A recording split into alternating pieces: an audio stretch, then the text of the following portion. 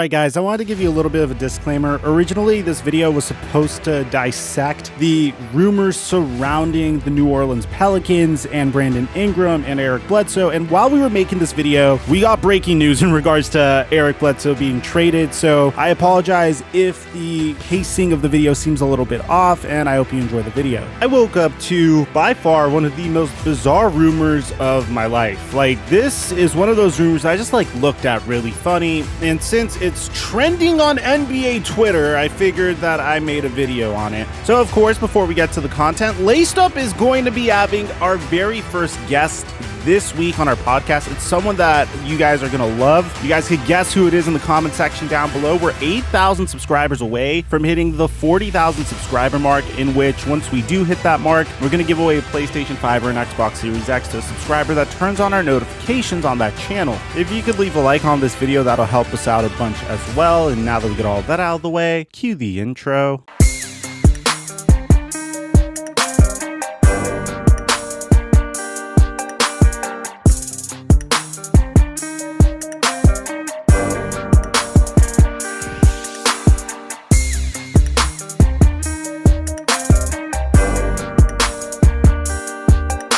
Mic check 1 2 1 2. What's going on, everybody? One of the most difficult teams to potentially fix in this year's offseason, and a team that I really wish more of us were discussing, is the New Orleans Pelicans. The Pelicans, in my opinion, are in a situation that is as dire or maybe slightly more dire than what the Dallas Mavericks are going through. They completely whiffed on their last head coaching candidate, and they're entering year 3 of the Zion Williamson era, which is kind of terrifying because they probably don't want this to end the way the Anthony Davis era ended and the way the Chris Paul era ended, and as a result, David Griffin is feeling pressure to do whatever it takes to build a good team around Zion Williamson, a player who we discussed about 2 months ago, whose family reportedly just doesn't want him in New Orleans. So far, the information that we have in regards to the New Orleans Pelicans just isn't really pretty. There is one rumor suggesting that the Pelicans are willing to give up Steven Adams, and this isn't only to pertain to Zion Williamson. There was another report in early June that Josh Hart would like a fresh start on another team. And when you look at the New Orleans Pelicans prospects to improve their roster this year, well, this offseason doesn't look that promising. Their number one target so far is Kyle Lowry, who reportedly wants something in the ballpark of a 3-year, $80 million deal, which, by the way, it's kind of crazy to me that these 35-year-old players are in the market for such big deals. Like, you see Chris Paul might get a 3-year, $100 million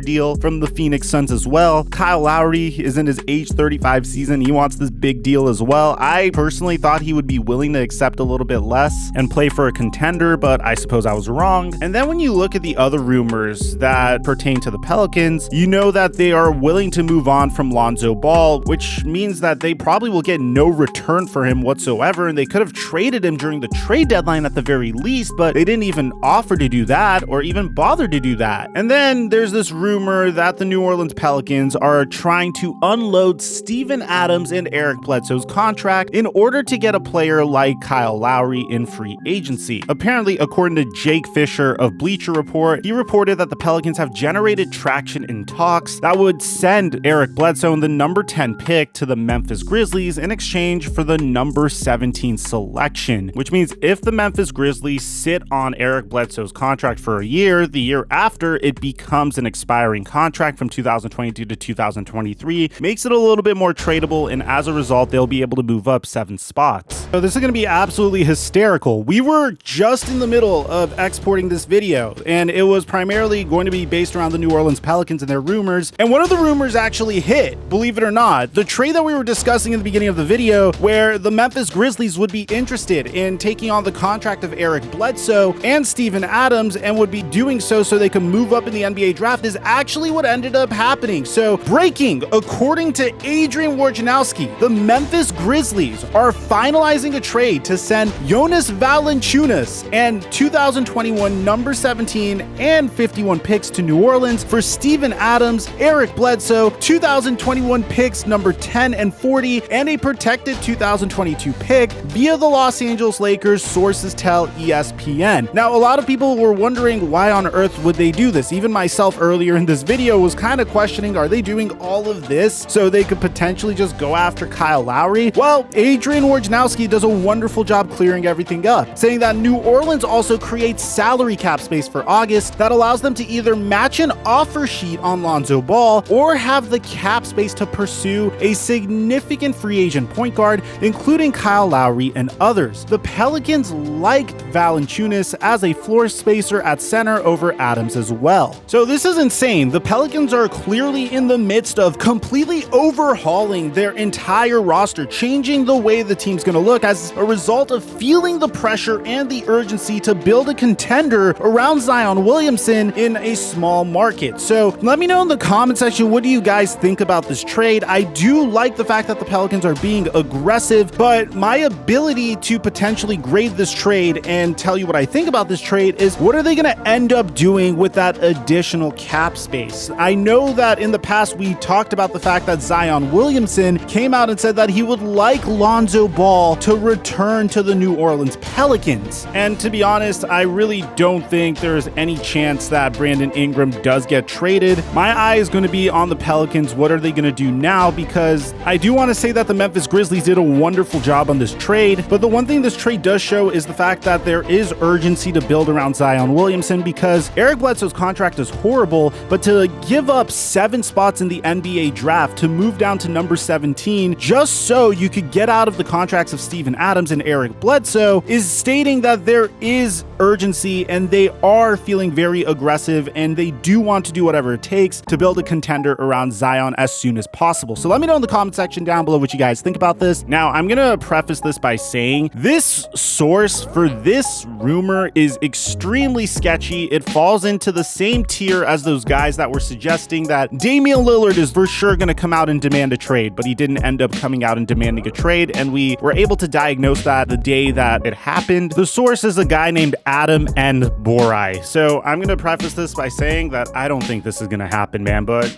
we can determine this for ourselves. Brandon Ingram would welcome a deal to the Miami Heat per source. Timing is critical to any deal, and David Griffin will play hardball. The Heat and Pelicans are chasing similar free agents, and the results of free agency will determine if a trade is there to be made. So, okay. But then you go down and you see his next tweet. His next tweet, there's parts of it that I could believe, but I have trouble believing this entire thing, to be honest. So he provides additional notes saying the Heat still like Colin Sexton, but they're willing to see what options open up for them post-draft. Duncan Robinson has big fans in New Orleans. The Heat may be waiting for a possible Damian Lillard, Bradley Beal request to drop before moving forward with other targets. Wow. Okay. There is absolutely zero chance that I see this happening. Maybe Brandon Ingram might have leaked out saying that, hey, if I would love to play for the Miami Heat, should I be traded there? But I don't see a way that the Miami Heat could get a player like Brandon Ingram just by trading him for Duncan Robinson. Maybe a package that involves like Duncan Robinson, Tyler Hero, Kendrick Nunn, a couple of first-round picks, because these two players are not the same. They're not the same caliber player. You're talking about a player that has the potential to be a multi-time All-Star that could actually be a number 2 on a championship team, in my opinion, and that could even be potentially undervaluing Brandon Ingram's potential. You guys forget that this is a guy that's going into his age 24 season, that each and every year has been getting better and better and better. And if there's a player that I like to compare Brandon Ingram to developmentally, not saying that he's going to become this player for sure, but at least in terms of his career trajectory and the way he's been developing so far, it would probably be Giannis. And